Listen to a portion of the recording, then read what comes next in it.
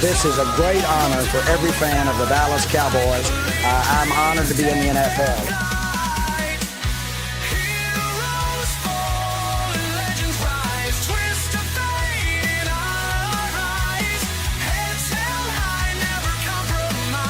What can I say? Mamba out.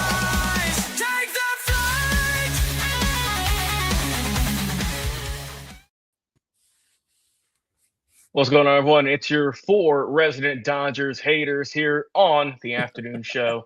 It's Chris and Tony Gonzalez, myself, Logan Landers, and of course, the man above me, Foxborough Frankie C. Here, of course, for your Friday edition of the afternoon show. We have a lot to get through today. Of course, we're talking NFL divisional round. We're going to give our thoughts, our predictions. Frankie, I already know you've got yours 50-0 for your boys out there in Foxborough. We're going to be talking some baseball, free agent news, how we all hate the Dodgers, how Kyle Tucker's a traitor, so on and so forth. And of course, we're talking a little bit of Super Bowl, getting y'all ready for that. We're going to try to guess. Tony found a list, so we're going to try and pick the top 5 greatest Super Bowls of all time, according to NFL.com. So all of that and then some here packed into an hour-long show here on the Elite Sports Entertainment Network. If you enjoy the show, like, comment, share, and subscribe. Easy to do. Just find us here on all of our respective channels and go to our link tree in the description. You can find all of our amazing shows here on the network. We go live each and every single week. And once again, we thank you for the continued support. So, without that further ado, OG Tony, what do we got up first, my friend?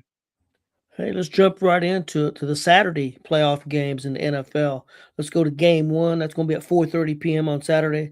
It's the Buffalo Bills at the Denver Broncos. I'll tell you what, guys, I think all 4 of these games are going to be good games. I think any of these 8 teams could win.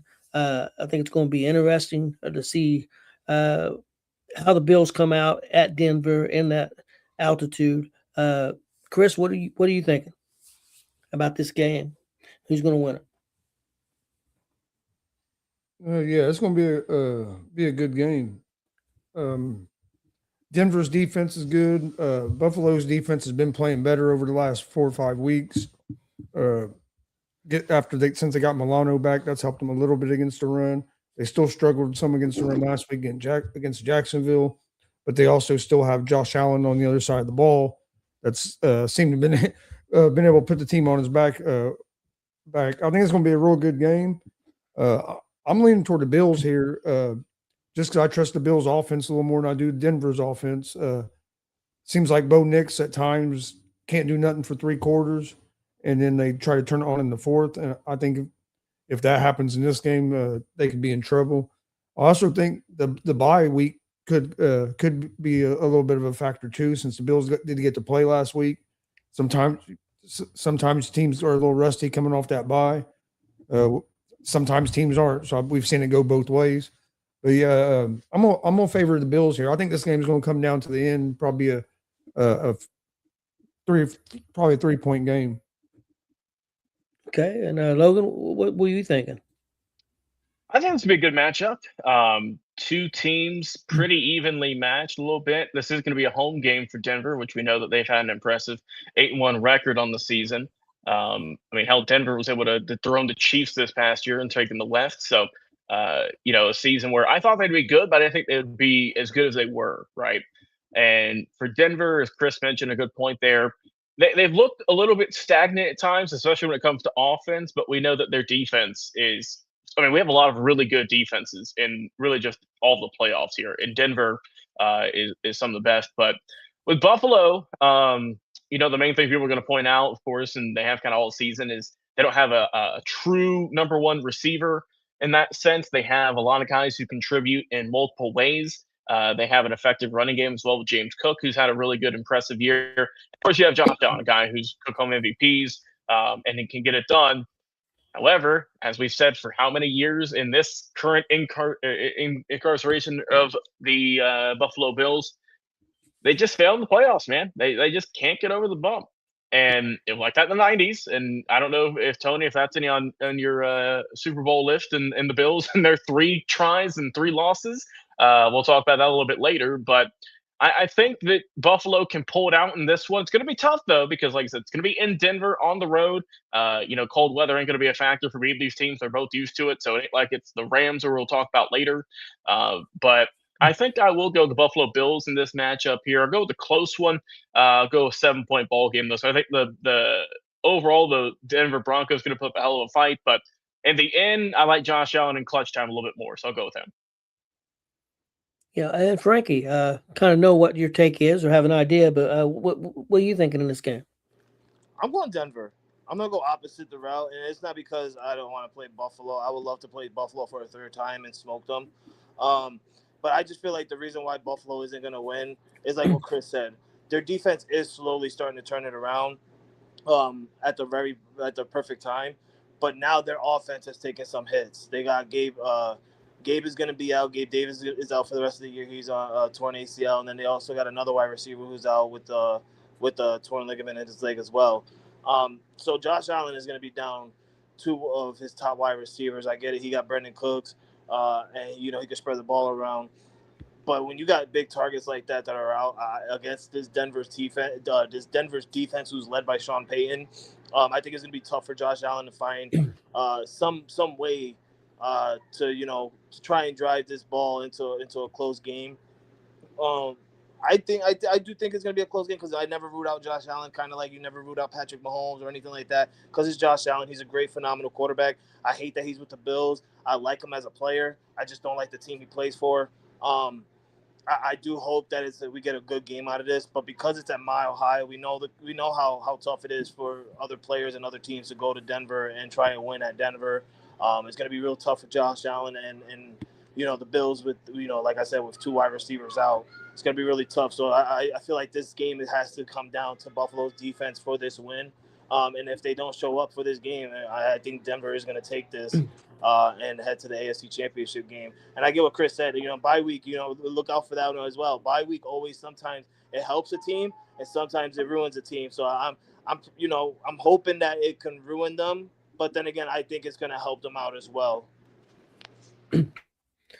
Yeah, I think I'm going with the Bills. I think their defense has played better, and Denver's offense can be up and down. So I think their defense will be okay. I think the big key for the Bills is the offensive line. They got to protect Allen a little bit, and they got to let Cooks run let the running back run the football. I think if they can get that done, I think they're going to be have a good chance. So I'm going to go with the Bills, but I think a close game, 3 or 4 points. Let's move on to the next one. San Francisco at Seattle. 8 o'clock start time on Saturday night. Frankie, what are you thinking about this one? Yeah, I like this game. It kind of sucks that George Kittle is not going to be there. He obviously wasn't there for Week 18, but now he's definitely not there with a torn Achilles. It kind of sucks. But Kyle Shanahan has been pulling magic out of a bunny hat for some odd reason. I don't know what's going on, but he's been losing players left and right, yet they're still winning left and right. Backups, third strings, it don't matter. He's getting it done defensively and offensively. And I think just because they lost Week 18, they lost the number 1 seed, they lost the road to the Super Bowl in their home stadium, which is the Super Bowl is at Levi Stadium, so they could have had a clear path to playing at home and never having to travel at all this playoff. I think they're a little pissed about that, and I think they're going to come out with fire this game because in Week 18 they just disappeared. They was nowhere to be found. I don't know what happened to San Fran, but I think this time they're going to get it their heads out of their asses, and they're gonna win this ball game. And this is the game right here where Chris mentioned with the Broncos having a week off. I think this is the game right here with the Seattle Seahawks. I think this is where they have that hiccup bye week where they're going to be one and done after having a bye week because Sam Darnold's not healthy. I heard that he's something wrong with his body. He's not healthy. So we'll see how that works out. And I don't trust in Sam Darnold in the playoffs like he did with Minnesota last year. I think Seattle's going to lose this game, and I think the 49ers are going to take it and head to the NFC Championship game. Yeah, I keep going back and forth on this game. I think the key for me is San Francisco's offensive line again, and the other key, because they couldn't get him going last game, McCaffrey. McCaffrey's got to have a good game for him. He's their biggest weapon. And Purdy's got to play clean, no turnovers. But I think San Francisco's going to pull a little bit of upset here. So I'm going with San Francisco also. Logan? Yeah, this is like the bubble bowl. I say that because of the amount of injuries on both sides right now. You mentioned Frankie with Darnold. He's dealing with an oblique injury, and he's questionable. But look, the dude's going to play. You know what I mean? It's not like he's snapped his femur or he's got two broke legs or whatever. He's fine. He'll be there. He might not be as effective, but for me, the key to victory if you're Seattle is you have to limit turnovers. We know Sam Darnold, as good of a year as he is prone to throw interceptions, as we know. So if he can keep it clean, I think they have a good shot. I like Kenneth Walker. I think he's a really good, reliable running back. Jackson Smith and Jibba as well on the outside as a wide receiver. Really good talent there, good deep ball threat. And we already know we've talked a lot about Seattle's defense and how it is just top notch. They have a lot of solid players on that side of the ball. And meanwhile, for 49ers fans, it hurts as well if they lost George Kittle. Well, I mean, they lost him last week. And whenever he went down, a lot of people thought that was going to be it for them in that game. But like you said, Kyle Shanahan and company, they managed to find a way to win. Brock Purdy had a good game. Christian McCaffrey, we know what he can do. The only thing that worries me about the 49ers is really since they all season for the most part, and of course we know they have injuries over there as well. They had guys last week. They had Eric Kendricks had just been signed, and he was one of their best players on the side that last week. And they've had issues getting to the quarterback, getting sacks, applying pressure most of the season. So I think for that reason, I feel like if Seattle can play a good, clean ball game, if Darnold can limit the turnovers, then I think they can get ahead of this one. And I think that's what's going to happen. They're going to be in there in Seattle. So I will go with the Seahawks winning this one. Like I said, they have a bye week, so that's always going to be in the back of your mind. Like you mentioned, Frankie, we saw it in college, and we'll see if it will continue in the NFL. Teams on that bye week, if they come out kind of lackadaisical, or if that extra week of rest is going to help. But for me, I'm going to go Seattle in this one. I'll go by 2 scores. Okay. And Chris, what about you? Who you got? Oh yeah, I think it's another one's going to be a good game. I agree with Frankie here. I like the 49ers. Only thing that worries me a little bit is not having Kittle, but Brock Purdy has stepped up the last couple of weeks with all the injured guys and has played well. And they've gotten some production, a lot of production out of Juwan Jennings as well. They need to get, I think they'll get Pearsall back. They didn't have him last week. The thing for them is going to be their defense. Their secondary has been good, but with all the injuries, they don't have they got to manufacture a pass rush. So I think they're going to come out and try to blitz probably quite a bit. But Darnold, I'd already still didn't trust Darnold 100%. And now with the injury, that makes me worry a little bit more. I think it's going to be a low score. I think it's probably going to be a low scoring game, more of a defensive battle. And I think 49ers are going to pull it off with probably a 3-point game, one possession. I think it's going to be a 1 possession game either way, no matter who wins. But I think 49ers are going to pull it off. Okay, guys, next up, Houston at New England, Sunday at 3 p.m. Logan, what are you thinking about this one? Hey, Frankie, you guys got a hell of a ball club out there in New England, my friend. We talked about it all year, the regular season turnaround. Jay will always say that Sarman Shaw schedule, but hey, you work with what you got. And for New England, they had a tremendous performance all season. Drake May, potential MVP. We'll find out here in a few weeks if that is the case, if he's going to take home some hardware or not. But, y'all are a good ball club all around, right? Offense, defense, special teams, you check the boxes in all those regards. Your kicker did some good work for me in fantasy this past year, so I appreciate that matchup. New England, good. They're covered on pretty much all sides of the ball. And when you look at the other side, we look at Houston. Houston earlier in the year and kind of a little bit toward the end, their defense is good, right? They do have a very solid defense, but their offense was at times ice cold. CJ Stroud, some rough games. They had issues as well, a little bit, some injuries here and there. I like Marks, the running back. He's had a kind of emergence here as of late. But for me, like I said, it's a really good defense in Houston. And I think that New England's going to be able to crack that defense with their good offense, good game plan. It's going to be too much. So to the delight of my friend, my fellow co-owner here of the channel, Frankie C. Boys in Foxborough moving on this weekend. I'll go by 2 scores once again for New England. Okay. And Chris, your thoughts? Yeah, this is another one's going to be a good game. Patriots are 3-point favorites at home. Patriots really impressed me last week with their defense. Their defense impressed me in that first playoff game against the Chargers. I think, in my opinion, the defense won them that game. Not the offense was terrible, but May was a little up and down at the beginning of the game and then found his rhythm.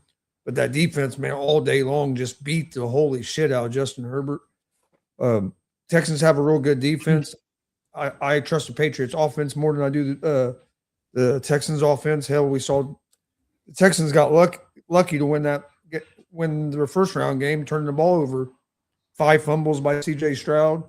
You're not going to fumble. You're not going to win a game against a team like the Patriots. They're not the Steelers.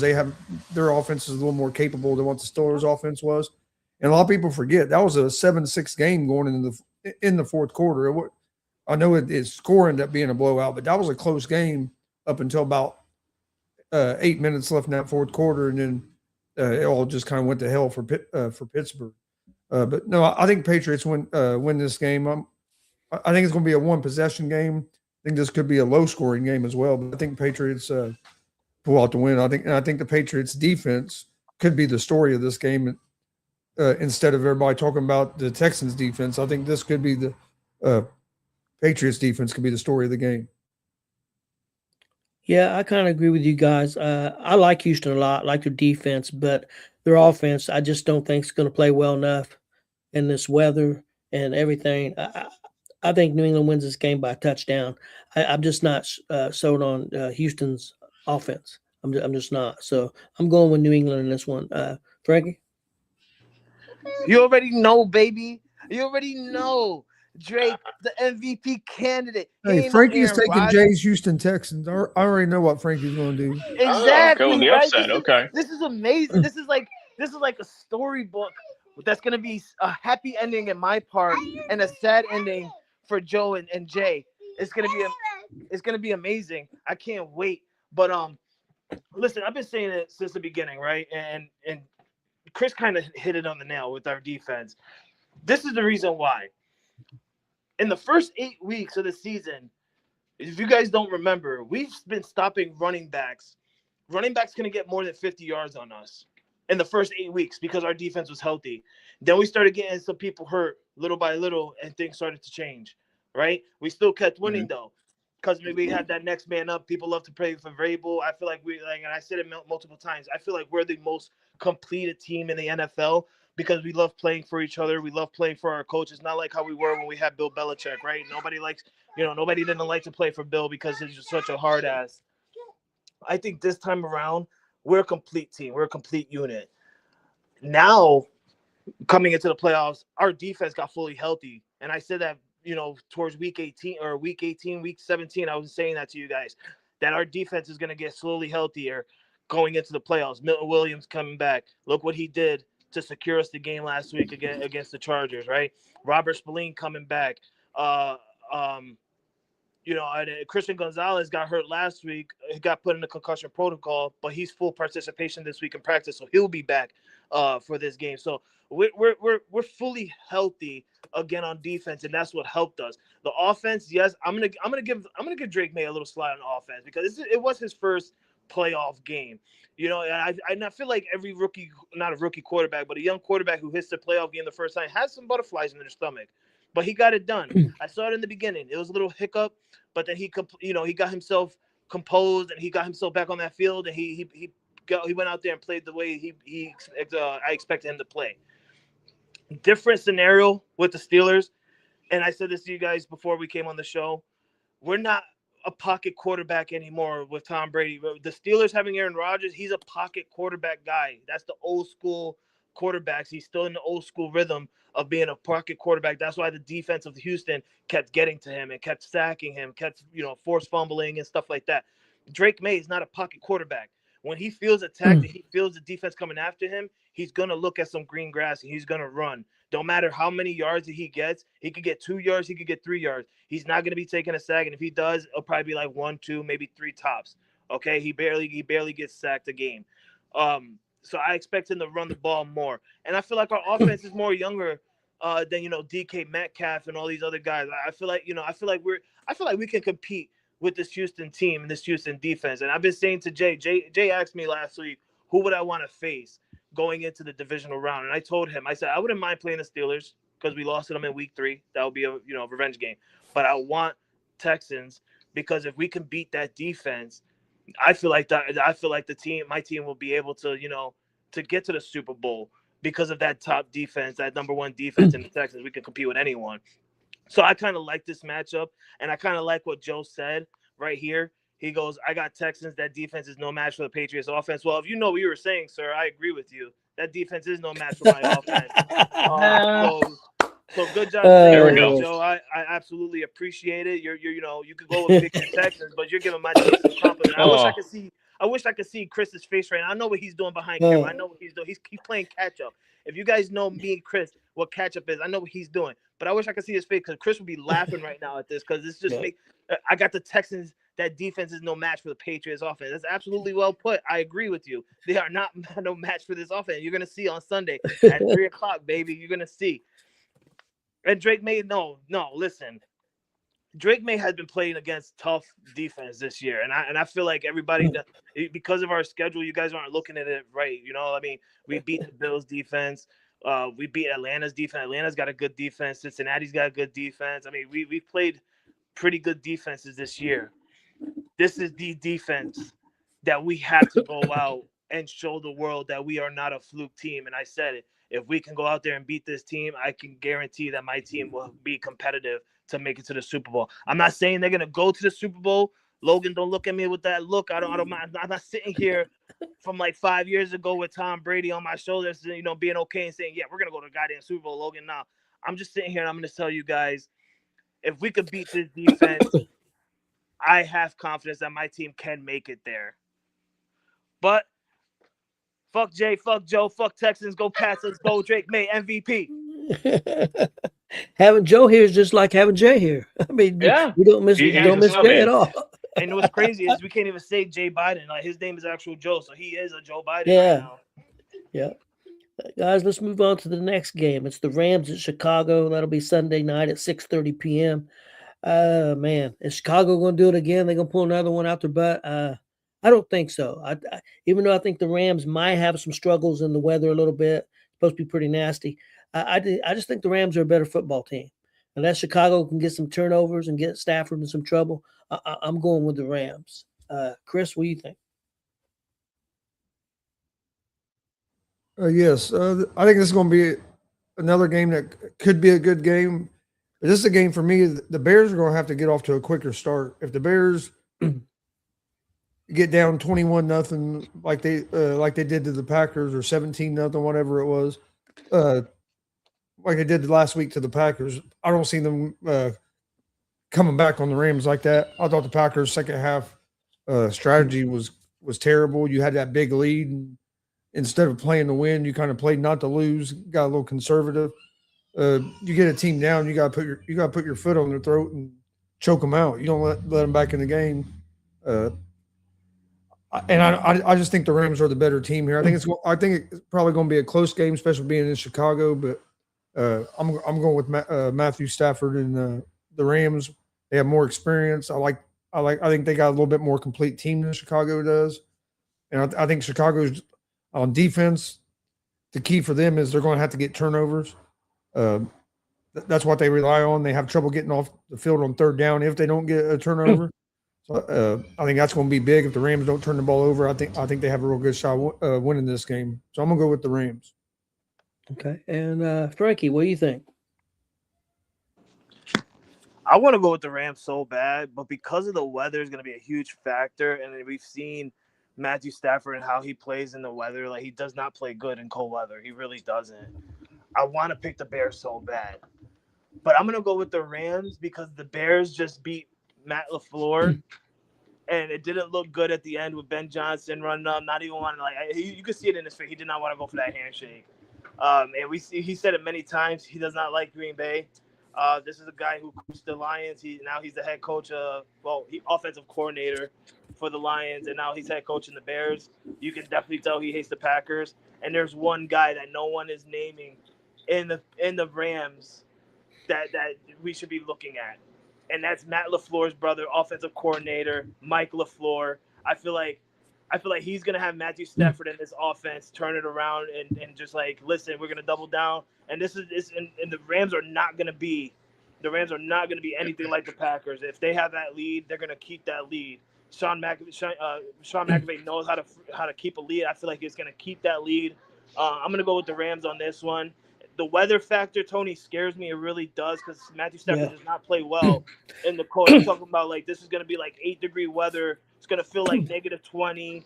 We're going to have crazy wind chill. I mean, it's going to be crazy in Chicago. Part of me want to pick Chicago because of that reason, but I feel like their luck. You know, like my boy Jay Storms always says, sorry about your damn luck, because Chicago, your luck is run out, and the Rams are going to win this game. Okay. And Logan, what are you thinking? This is an interesting one, right? Because you look at LA, and obviously they're going into the frigid cold weather, which that never seems to fare well for any, especially West Coast team, right? Because weather's always beautiful out there. Go to the north, you go, Green Bay, Chicago, wherever the hell it may be, Denver, and they seem to struggle. Matt Stafford, though, he's been around a time or two. We know he's one of the older players in the league. Still put up tremendous numbers. I mean, the fact that he's in MVP conversations, 15 years after the fact is impressive. So it's kind of the old guard battling number 1 overall picks with Stafford back in 2009, and we know Williams just 2 seasons ago. You got Chicago, right, who had just maybe one of the biggest moments we're going to see in these playoffs in terms of just how they were able to come back and will their way to victory after like they were dead. I mean, it was super impressive. A great win against a big rival as well. If they get knocked out this week, they still have a lot to hang their hat on. I feel a lot to improve on, especially when you look at how poorly they did last season.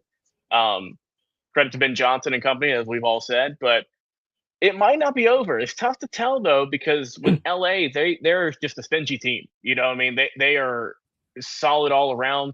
Matt Stafford's great, as we know. They have a tremendous defense on that side of the ball. But also, we have a good fact here from Joe. He's saying Matt Stafford played in Chicago and he was in Detroit, so he knows how to play in the stadium, the cold weather. That is a good factor. Like I say, he's been around the block a time or two.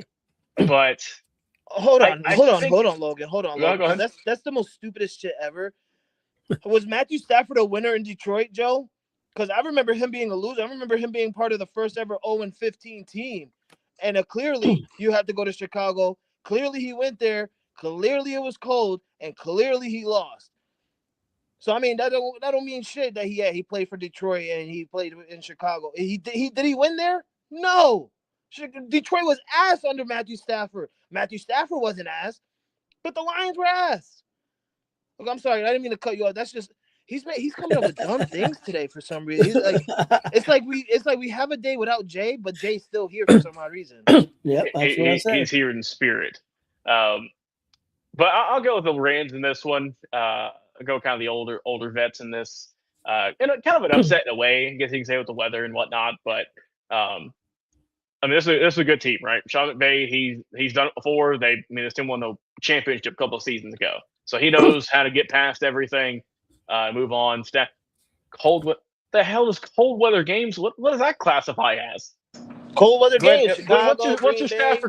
Glenn, what is your staff for he's cold weather games? He's 2-2 in games under 20 degrees. So I don't know where the 1 and 9 comes from. But games under 20 degrees, he's 2-2 in his career. That he must be looking at those Detroit numbers. They're going back to college. I got no clue. We really don't know what Glenn is really looking at. I mean, he could be looking at the fandom of a Colt fan, or he could be looking at the fandom of being a Cowboys fan. He's a Bear fan now. He's a Bears fan now. Well, I know he shaved his head the other day, so he's unlocked a whole new part of his brain. So I think that might be what happened there. So wait, Glenn's a Bears fan? I'll go with the Rams in this one. He was talking last night. He said, "Bear down. Let's go Bears." God. He's just cursed. He's already got his Caleb Williams jersey en route. Is that coming? Yep. He's getting rid of Anthony Richardson one. And, what's up, Hank? Nice to see you guys in here. What's going on, guys? Yeah, got a couple of independent pro wrestlers in here. Comment. There we go. Appreciate it, fellas. Guys, one real quick one thing. McVay is 0-2 in Chicago. Playing at Chicago, he's 0-2. This one quick little fact. But talking about these 8 teams wanting to go to the Super Bowl. Let's talk about the greatest Super Bowls of all time. We got the top 5. Get each one of you a guess and see what you come up with. Let's go with Logan first. What do you think number 1 on the list is? Much to the chagrin of everyone behind me, everyone in the state of Georgia, and much to the love of Frankie, I'll go with the Atlanta Falcons and New England Patriots from their Super Bowl 28-3. Is that number 1? No, it's not number 1, but it is number 4. What Okay, the so we're in the shit? top. Hey, you that made one the is- top 5, Frankie. You made top 5. All right. That one is number 4 on the list. That was Super Bowl 51, I believe. That was Okay, number okay. 4. Okay, Chris, let's give you a guess. Unbelievable. You're going with what? You're I'm muted, gonna go Chris. with what I think is the best Super Bowl because it's the first one. It's actually also the first one I remember watching. The 49ers and Bengals with the Joe Montana comeback. I think it was 85 or something like that. 85, 86, somewhere around there. I was shocked that was not in the top 5. That's not in the top 5? No. Wow. See? Wow, This man, is some okay. bullshit. Okay, Frankie. This is from NFL.com. That's the game that made me a football fan. It really remember. is. Like I said, that's the first game I really remember. Do you remember where we watched, Chris? Do you remember where we watched that at? I do not. At Grandpa's house Bo- in Mexico. but the bowling alley. At the bowling. We were bowling. I remember watching it. I remember what. Yep, we were bowling. Okay.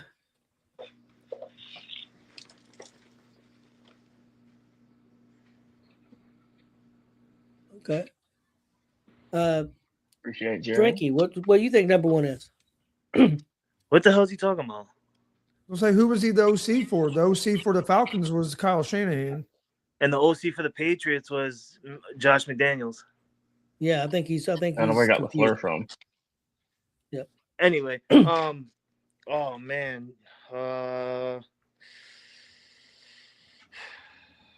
Let's see. I'm gonna say Chiefs 49ers round 2 a couple years ago. Chiefs and 49ers are not on here. Good. Okay. Okay, let's give Logan another guess. All right. And also we'll throw these comments out here in a minute. We've gotten a few here from Joe and from Jeremy. I'll get those here in just a second. For me, I'm going to go back to, I believe it was 99 or 2000. We're going to go with the St. Louis Rams and Tennessee Titans with that end of the game, stuffed them on the 1-yard line. That is not on there.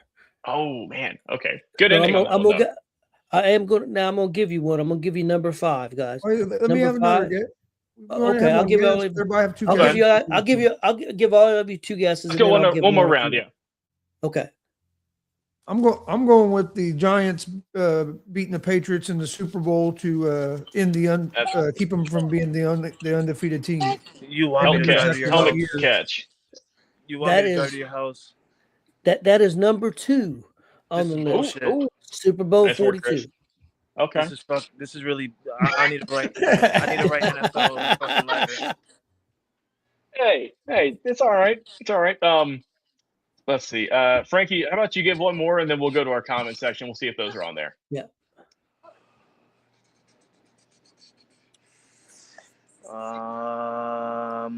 Saints, Colts. Good one. Not on there.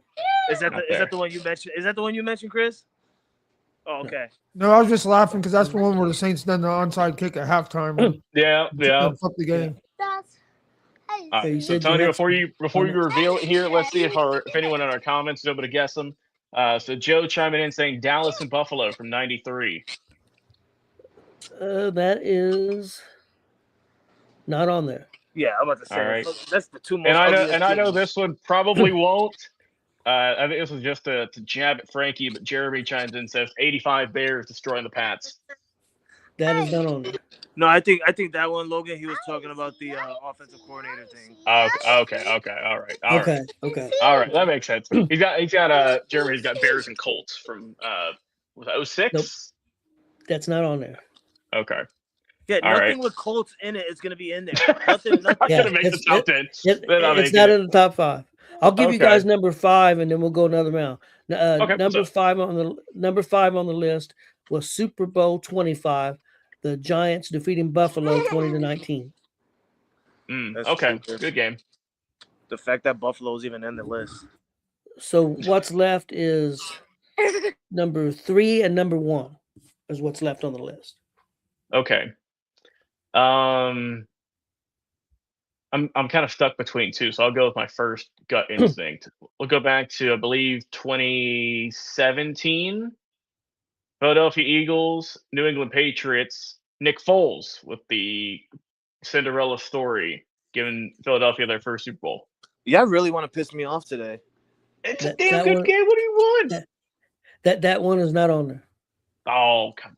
Tom Brady threw for 500 in that. How one, I believe. how about Patriots Rams 2001? Patriots and Rams is not on there. All right, this Chris. NFL shit needs to stop. Patriots and Seahawks. The Stop mentioning my team. The Butler interception. That is number Y'all- 3. Oh, okay. So we just need number all one. right. All right. So we still Oh, have man. number 1 left, guys. All right, we gotta keep going to this one, boys. Give you let's another go for round. the. Okay. I'll go with the old heads here. Joe Willie Namath, Super Bowl III, calling a shot. That is not there. Jets didn't make it. Oh, hey, the Let me Jets ask didn't you win. this, Oh well. Tony. The number 1 Super Bowl on the list, is it a close game or is it a blowout game? It's a close game.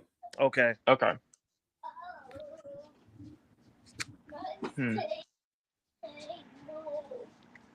Chris? Oh, sorry. I'm going to go with the Cardinals and Steelers when James Harrison got the I was gonna say that. 99 or 100 Oh, yard that's a good one. Yeah. reception return. Not on there. Damn. Oh man. Joe says Damn. Steelers versus Cowboys. That is correct. Super Oh, Bowl there we go. 13. I shouldn't have even Super put it Bowl- up there. He fucking looked it up. Super Bowl 13. Pittsburgh What a- 35. Dallas 31. That was number 1. That's That number was a good one. game. Wow. Okay. Wait, who Man. won that one? Pittsburgh 35-31. All right, good. That's cool. All right. I wish Jay was here so that way we could rub it in Jay's face. Like, yeah, But- your team's number 1, but they're on the but- losing but- side of number 1. We're not. But Frankie, your team was on there 3 times. Yeah, 2 Hey, for winning that's and 1 impressive. for losing. Yeah, That's how good we are. yep, that's true. Okay, guys, all right. that was pretty good. Let's switch over to some baseball talk. Had a couple of big moves over the last 24 hours or so. Kyle Tucker signed with the Dodgers, 4-year, $240 million deal to go to the Dodgers, and Bo Bichetti signed with the Mets. He signed a 3-year deal worth $126 million. Now, this was an interesting thing to me. Here's the numbers for Tucker. Tucker played 136 games last year, batted .266, 22 home runs, 73 RBIs, 133 total hits. Bichette played 139 games, 3 more games. His batting average was .311, 18 home runs, 94 RBIs, and 181 hits. Man, I think they really overpaid for Tucker. If you're just comparing those two numbers, I think they really overpaid for Kyle Tucker. Yeah, I that's mean, just I my understand opinion. why they did it, obviously. I mean, look, he was one of the best free agents out there, especially in the outfield market. And I mean, there were talks pretty much all off season that he was probably going to be dipping from Chicago. I know there were a couple other teams kind of involved, maybe to try to get his services, but ultimately, hey, he went with the one that broke the bank account. And hell, how could you not for 4 years, 240 with I believe it was 30 million deferred around that range, and he had a $64 million signing bonus. So just for putting pen to paper, here's $64 million. Enjoy it, Kyle. He does have now MLB record. $57.1 million average annual value, which breaks the Juan Soto one from the other year when he signed with New York. So Kyle Tucker is now the highest paid annual player in baseball per season, which I think, look, and I think Kyle Tucker obviously is an elite player. There's no question about that. He's put up good numbers throughout his whole career, but I don't believe he deserves to be the richest man in baseball each year. And I know technically it's Otani, but the fact he's making $3 million a year for 14 Yeah. years and it's all backloaded, it is what it is. And as much as I hate the Dodgers for doing this, there's no rule saying they can't. So they don't mind paying this luxury tax. They'll gladly do it. Looking to get another World Series. We've already talked before about who all they've already signed. I guess the real question is who's next for him. Meanwhile, for Bo Bichette, we were talking to Frankie before the show kicked off, and we both agreed that, John, you wish the Yankees would have got him because we know that shortstop especially was a weak spot for that franchise in the New York Yankees last year. We know all of the errors that were made, all the boos that were there each and every single day, it felt like, in New York. But you would have loved to get a young player in Bo Bichette, a guy who's getting into his prime now. And I think for New York, if you're the Mets, I mean, I think at this point you're in a way starting to build around this young core of Juan Soto, of course, who's still there for eternity, and Bichette. So you have your outfield and you have your infield kind of star player set. And the Mets really needed this because when you lost Pete Alonso, you lost a guy who's hitting you anywhere from 30 to 50 bombs a year, 100 plus RBIs. I mean, it's hard to duplicate that. So you get Bichette, who, like I said, he'll get you 20 plus home runs a season. He'll get on base. He'll draw walks. He can do everything you need him to. He's a great defender also. And now you just got to kind of start rebuilding that bullpen. When you lost Diaz, you got to start. You can always add up some starting pitching, who I know they spent some money on before. But before they signed Bichette, it looked like New York is going to be not super competitive this year, just on paper. But now with them signing Bo Bichette, it tells me that they are going to keep trying. They're not just going to lay down and give up this year. I also saw that the Philadelphia Phillies re-signed JT Realmuto, their catcher, for a couple of seasons. So he's staying put there. So the NL East is starting to shape up a little bit. And poor Marlins fans, that's all I can say. No, they're just going to keep getting beat over the head. Yep, you're probably right. Chris, your take on these couple moves. I mean, Tucker's a good pickup for the Dodgers. He's a heck of a player. I do think they've overpaid for him a little bit, but that's what happens when you're one of the top free agents. Somebody usually overpays for you. He's only 28 years old, so he's still pretty young. So, I think it's a real good pickup. I really like the Bo Bichette pickup by the Mets. So he's 27 years old, and the Mets got second in that division last year behind the Phillies. But if you remember right, the Mets was in the lead of that division for a little while last year, and then they kind of fell apart. I think with getting Soto and then last year and then adding Bichette, I think it's a good move. One question I have is, why are all these big free agents choosing the Mets over the Yankees all of a sudden? The last couple of years, you had Soto leave the Yankees to go to the Mets. Now Bichette's going to the Mets. It seems like some of the bigger free agents are going to the Mets here the last few years instead of the Yankees. Yeah, that's true. New York. Yankees used to be the go-to place, and of course Dodgers with the money. I understand that, but the Mets, that's true. Especially in New York. I mean, usually the Yankees will always get a big free agent over the Mets. It just seems like here the last couple of years, the Mets have been able to get some of the big free agents. Before we get out of here, Chris, I was going to ask you real quick about the Reds deal they made, getting rid of Lux and picking up a relief pitcher. Looked like a pretty good relief pitcher. Your take on that? More I look at, I like it. They're trying to really stack up on the pitching staff, and if you look at all our position players we have, I mean, you run out of room for guys. Lux had a pretty good year for us for his first year with us last year, but you're bringing up Sal Stewart, you're bringing up some of these young guys, and Spencer Steer healthy, McLean healthy. Like, you get all these guys healthy, it's just you run out of positions to actually play them at. So I think it was a good move. They got a good pitcher. They picked up another pitcher as well. So they're really trying to bolster that bullpen and get better there as well. So I think it's a pretty good move, and I like the the other move we made last week when we picked up that JJ Bludet. He's a good young player that I think will help us. Do you think we make it back to playoffs next year? I do. I think we have a real good chance of being back in the playoff. I think we could be a little bit better this year than we were last year. We just got. I think this year will be better for one. The team is used to Francona. At the beginning of the year, Francona was new manager with the Reds.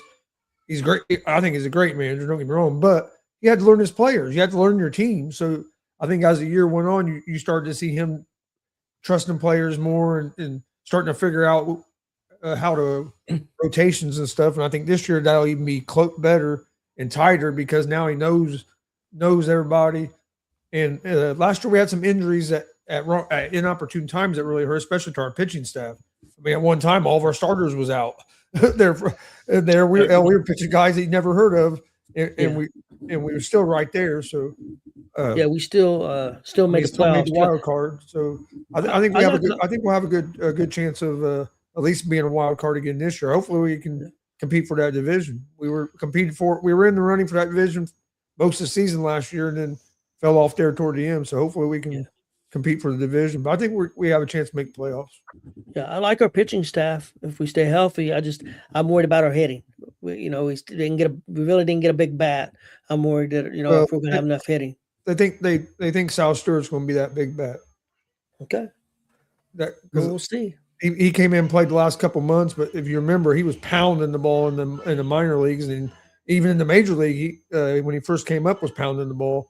He has a lot of power too. So I think they're hoping that he kind of turns into their power bat this year. This will basically be his first, basically like his rookie year. Yeah. Logan, you got any thoughts on your Atlanta Braves? We kind of kept quiet for the most part this year. We've made a couple of acquisitions, nothing kind of to break the bank, but kind of with the way the roster was set up, they didn't really need to.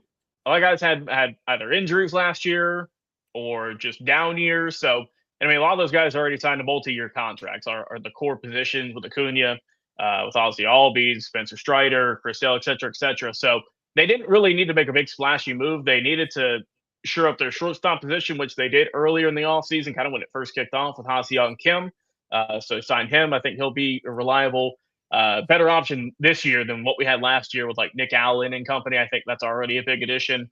Also, like I said, they signed Robert Suarez from, I believe he's with the Los Angeles Angels for a little bit for the bullpen. They've done a lot of bullpen work, which that was their big flaw last year, was they had a horrible bullpen. Once you got to the fifth inning, it was always kind of a crapshoot if they were going to win, if they're going to hold on to leads. They got Suarez, who's going to be kind of competing with Raisel Iglesias for the closer role because Suarez used to be a closer for LA. So that tells me, like, hey, if Iglesias, who did struggle at points last year, if you start to blow saves, if you have some bad performances, we're not afraid to switch you out for that setup role. So that little bit of competition doesn't hurt. But no, like I said, not a whole lot of big splashy moves, but I kind of expected that going into the year. But I think that with the moves that they have made so far, that they are going to be back in the running. Hopefully those guys who had some bad years last year can turn it around and can do better on the stat sheet. But like I said, hopefully you think, new manager also, that's also important too. Brian Schnicker left. Yep. So just kind of get a refresh and retool. But I'm excited though, because last year was pain. That sucked to watch. Just a team who you hope that they were going to go back to, win the division, go far in the playoffs. But guys got hurt left and right. The whole starting rotation, I know at some point was completely different than their opening day roster. So hey, we don't have seasons like that. You just got to go through them and grit your teeth. But hoping for a better year this year. We're fighting for a playoff spot. Yep. Yeah. Be ready for some baseball. They'll be pretty soon, February, I think, the pitchers and catchers. A little bit less than a month is till they report, and we're slightly over about a month away from when the first games kick off. So I'm excited for it. Ready to see how it's going to be going down in Florida. Guys, you got anything before we get out of here? One other thing I just want to mention, NCAA basketball, not for anything good right now. Obviously, there's a lot of good talent out there, but the recent point shaving scandal that just broke the other day where there was 20 plus players across 17, 18 schools. I think it was close to 40 players in total got hit with that. Boy, really just the state of college sports, let alone basketball, but collegiate sports. When you look at the main two factors here of college football and college basketball, you can couple them together with the NIL money, transfer portal, the betting, which, I know it's very controversial, but it's also kind of funny because you have all these guys getting hit for point shaving and for making these rules. But oh, hey, here this ad break brought to you by FanDuel here at the stadium, or you get a free prop bet if you like our YouTube channel for whatever school you're with. But it's kind of muddied the waters for me, in that sense. And it sucks to see all of the various players at all these different schools. And like I said, these are D1 schools. These aren't, some no-name college you've heard of. These are schools I know, like Tulane and, Kennesaw State here in my backyard.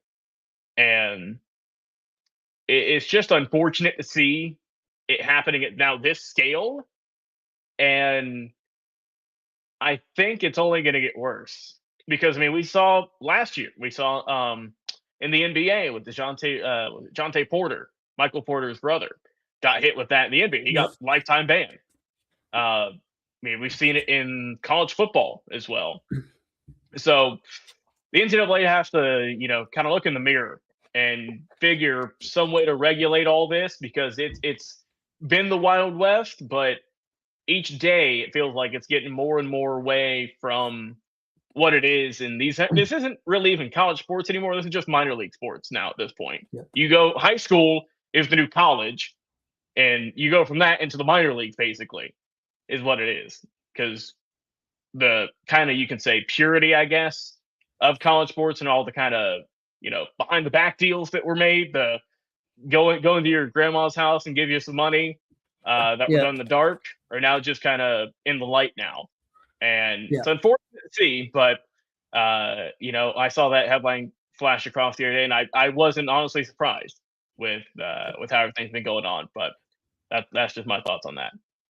Yeah, just several, at least a couple MAC schools. We live here in Muncie, Indiana, and I don't think Ball State was on the list, but the conference they play in, there was some MAC schools on that list and that point shaving thing.